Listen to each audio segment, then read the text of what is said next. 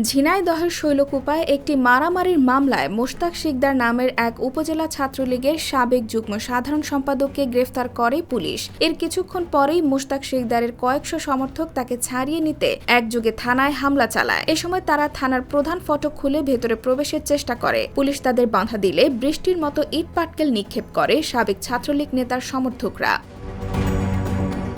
রোববার দুপুরে ঝিনাইদহের শৈলকুপা থানায় হামলা চালায় তারা। এ ঘটনায় হামলাকারীদের সঙ্গে পুলিশের ব্যাপক সংঘর্ষ হয়। পুলিশ নিজেদের জানমাল ও সরকারি সম্পদ রক্ষায় বাধ্য হয়ে শটগানের গুলি ছোড়ে। এতে 4 পুলিশ সদস্য সহ আহত হন অন্তত 30 জন। থানার হামলায় ভিডিও ফুটেজে দেখা যায় সাবেক ছাত্রলীগ নেতার কয়েকশো সমর্থক জোটবদ্ধ হয়ে প্রধান ফটক দিয়ে থানার মধ্যে ঢুকে পড়ে এবং পুলিশের ওপর ইট পাটকেল নিক্ষেপ করতে থাকে। হামলাকারীদের ছত্রভঙ্গ করতে পুলিশ 50 রাউন্ড রাবার বুলেট ও টিয়ার গ্যাস ছোড়ে।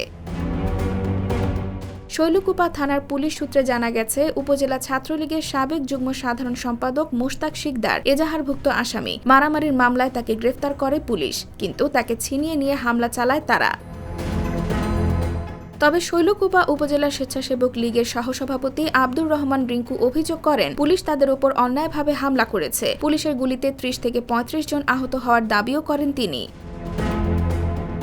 এদিকে গত শুক্রবার স্থানীয় সংসদ সদস্য নায়েব আলী জোয়ারদার ও উপজেলা চেয়ারম্যান মোস্তফা আরিফ রেজা মন্নুর উপস্থিতিতে শৈলকুপা পৌরসভার মেয়র কাজী আশরাফুল আজম ওসি শফিকুল ইসলাম চৌধুরীকে সন্ত্রাসী আখ্যায়িত করে তাকে গলায় গামছা পেঁচিয়ে থানা থেকে বিতাড়িত করার হুমকি দেন। তার এ হুমকির দুদিন পর থানায় এ হামলার ঘটনা ঘটল। IBTV USA, new York.